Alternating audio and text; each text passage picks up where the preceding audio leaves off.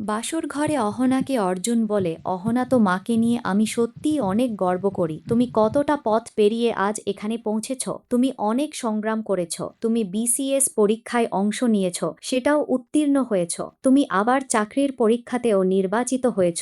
অহনা বলে, এই সব কিছুর পেছনে সতু মামার অবদান সবচেয়ে বেশি। আজ যদি সতু মামা পাশে না থাকতেন তাহলে এসবের কিছুই সম্ভব হতো না। অহনা বলে, একটা কথা রাখবে? তুমি তো জানো তোমার পরিবারের সবাইকে আমি কতটা আপন ভাবি। আমি সবার মঙ্গল চাই। আমাদের সমাজে মেয়েদেরকে শুধু মেয়ে হিসেবেই বিচার করা হয়, মানুষ হিসেবে গুরুত্ব দেওয়া হয় না। আমি চাই সবাই যেন আমাদেরকে শুধু নারী না ভেবে একজন মানুষ হিসেবেও সম্মান করে। তুমি এসব বিষয়ে আমাকে সহযোগিতা করবে তো?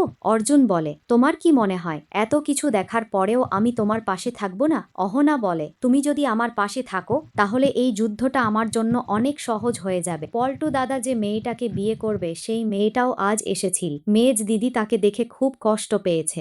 অর্জুন বলে, ও আমার দাদা ঠিকই, কিন্তু সত্যিটা এটাই, ওর মতো মানুষের সাথে কেউ শান্তিতে থাকতে পারবে না। এদিকে দেখা যায় মেজ বৌদির সাথে যা হচ্ছে সেটা হয়তো ভালোই হচ্ছে। আমাদের সবার উচিত মেজ বৌদিকে সাহস দেওয়া। শুধু একবার মেজ বৌদি নিজের পায়ে দাঁড়িয়ে গেলে সবকিছু বদলে যাবে। এভাবেই তারা গল্প করতে থাকে এবং একে অপরকে জড়িয়ে ধরে। অর্জুন অহনাকে কোলে তুলে নেয়। এরপর সকাল হয়ে যায়। অহনা আর অর্জুন তৈরি হয়ে নিচে আসে। অহনা বলে, মা, আজ আমার অফিসের প্রথম দিন, তাই আপনার ছেলে আমাকে অফিস পর্যন্ত পৌঁছে দেবে। এরপর দুর্গা দেবী বলে, তার মানে আমার ছেলের স্কুটারে করে তুমি উড়ন্ত আঁচল নিয়ে যাবে? তারপর অর্জুন বলে, আজ ওর অফিসের প্রথম দিন, তাই ভাবলাম নিজেই পৌঁছে দিয়ে আসি। এরপর বড় বউ আসে অহনার কপালে দইয়ের টিকা দিতে এবং টিকা পরিয়ে দেয়। তারপর নিজ বউ এসে বলে, মাম্মা, মা, আমি ধান আর দুর্বা নিয়ে এসেছি, আপনি ওকে আশীর্বাদ করুন। তখন দুর্গা দেবী বলে, সব কাজ কি আমাকেই করতে হবে?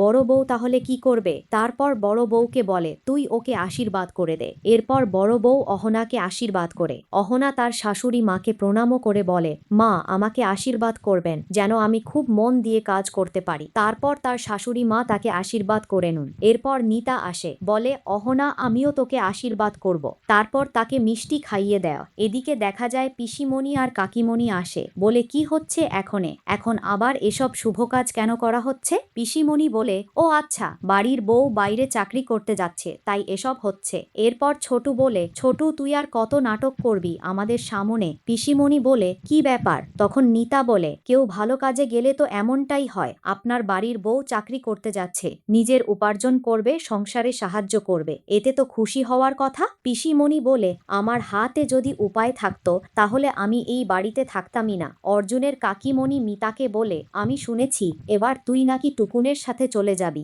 আমাকে একবার বলারও দরকার মনে করলি না। তখন মিতা বলে, আমি আপনার জন্য এখানে থাকিনি, আমি অহনার জন্য এই বাড়িতে ছিলাম। ও এই বাড়িতে ছিল না, তাই আমিও ভেবেছিলাম আমি ওই বাড়ি থেকে চলে যাব। এখন অহনা ফিরে এসেছে, আপনার ছেলেকে বলবো যদি সে নিয়ে যায় তাহলে আমি চলে যাব। তখন তার শাশুড়ি মা অর্থাৎ অর্জুনের কাকিমণি বলে, সবকিছু নিজে নিজেই ঠিক করে ফেলেছি। যখন এই বাড়িতে নতুন বউ হয়ে এসেছিলি তখন না মুখ চলতো না মাথা কাজ করত। তখন মিতা বলে, আপনার ছেলের স্ত্রী তো শেষ পর্যন্ত তার কাছেই থাকবে। এদিকে দেখা যায় পিসিমণি বলে, দেখেছিস তোর বউ ঘরের কত বড় ক্ষতি করেছে। তখন অর্জুন বলে, আমি তো কিছুই দেখতে পাচ্ছি না। তখন পিসিমণি বলে, তুই আবার কি দেখবি, তুই তো একেবারে বদলে গেছিস। তারপর বলে, বৌদি, তোমার জন্য এই সংসারটা নষ্ট হয়ে গেছে। তখন অর্জুনের মা বলে, তোমাদের যদি এতই সমস্যা হয় তাহলে তোমরা চলে যেতে পারো, আমি কাউকে আটকে রাখিনি। এরপর অহনা বলে, আমি যখন কিছুদিন এই বাড়িতে ছিলাম না তখন আমার মনে হয়েছিল সব ঝগড়া বিবাদ শেষ হয়ে গেছে, কিন্তু আজ এখানে দাঁড়িয়ে বুঝতে পারছি কিছুই বদলায়নি। আগে আমার মনে হতো যা কিছু হচ্ছে সব আমার কারণেই হচ্ছে, কিন্তু এখন আর সেটা মনে হয় না। অর্জুনের পিসিমণি পূজারিনী সম্পর্কে অনেক প্রশংসা করতে থাকে। তখন মেজ বউ বলে, যে মেয়ে এখনো এই বাড়িতে আসেনি তার সম্পর্কে এত ভালো কথা বলছেন কেন? তখন তার শাশুড়ি মা বলে, তুমি এত খেয়াল রাখছো কেন? তখন মেজ বউ বলে, আপনার সব ছেলের জন্য আমি কষ্ট পাবো সেটা ভাবলেন কি করে? আপনার ছেলের মতো মহান মানুষকে কেউ বিয়ে করতে চাইবে না। এরপর অর্জুনের পিসি বলে, দেখেছো বৌদি, তোমার ছোট বউ সবার মাথা ঘুরিয়ে দিয়েছে। অন্যদিকে মিলি এসে অহনার হাতে টিফিন দেয়, বলে, জানি না তুমি কখন ফিরবে, তাই তোমার জন্য হালুয়া আর রুটি বানিয়ে রেখেছি। এরপর অহনা বলে, মা, আজ আমার ফিরতে একটু দেরি হবে। তখন দুর্গা দেবী বলে, কেন, অফিসের পরে আবার কোথায় যাবি? অহনা বলে, আমার চাকরি পাওয়ার পেছনে একজন মানুষের অবদান সবচেয়ে বেশি, তিনি হচ্ছেন সতু মামা। অফিসে যাওয়ার আগে তো মামার আশীর্বাদ নিতে পারবো না, তাই অফিস থেকে ফেরার পথে ওনার আশীর্বাদ নিয়ে আসবো। এরপর অর্জুন বলে, ঠিক আছে, আমার অফিস শেষ হলে আমরা একসাথেই বাড়ি ফিরব। অহনা পিসিমণিকে বলে, আজ আমি অফিসে যাচ্ছি, কিন্তু এমন একটা সময় আসবে যখন এই বাড়ির সব বউ নিজেদের কাজের জন্য বাইরে বের হবে। শুধু বউরাই না, এই বাড়ির মেয়েরাও এগিয়ে যাবে, আর আমরা সবাই মিলে দেখব আপনি আর আপনার ছেলে মিলে কিভাবে নিজের দিদিকে অপমান করেন। সে এই বাড়িতেই থাকবে আর নিজের মেয়েকে নিয়েই থাকবে। আপনি অন্য কাউকে এনে এই বাড়িতে বসাতে পারবেন না। আপনার ছেলে তার মেয়েকে কি শিক্ষা দেবে? এরপর পিসিমণি বলে, আমার ছেলেকে নিয়ে যদি আর একটা কথাও বলো তাহলে আমি কিন্তু ছেড়ে কথা বলবো না, সময় এলে সব দেখিয়ে দেব। অহনা বলে, কি করবেন? আমি বাইরে যেমন ভিতরেও তেমনই, আপনাদের মতো গিরগিটির মতো রং বদলাই না। এরপর ভিডিওটি তোমাদের কাছে কেমন লাগতেছে কমেন্ট বক্সে জানিয়ে দেবে। আমাদের চ্যানেলটি সাবস্ক্রাইব করতে ভুলবে না। এরপর সিনে দেখা যায় অফিসের ভিতরে ঢুকে অহনা নিজের কেবিনে গিয়ে বসে। তার চোখে মুখে তখন নতুন স্বপ্নের আলো ফুটে উঠেছিল। অফিসের একজন সিনিয়র অফিসার এসে অহনাকে কিছু ফাইল বুঝিয়ে দেন। তিনি বলেন, আজ থেকেই আপনাকে গুরুত্বপূর্ণ কাজ সামলাতে হবে।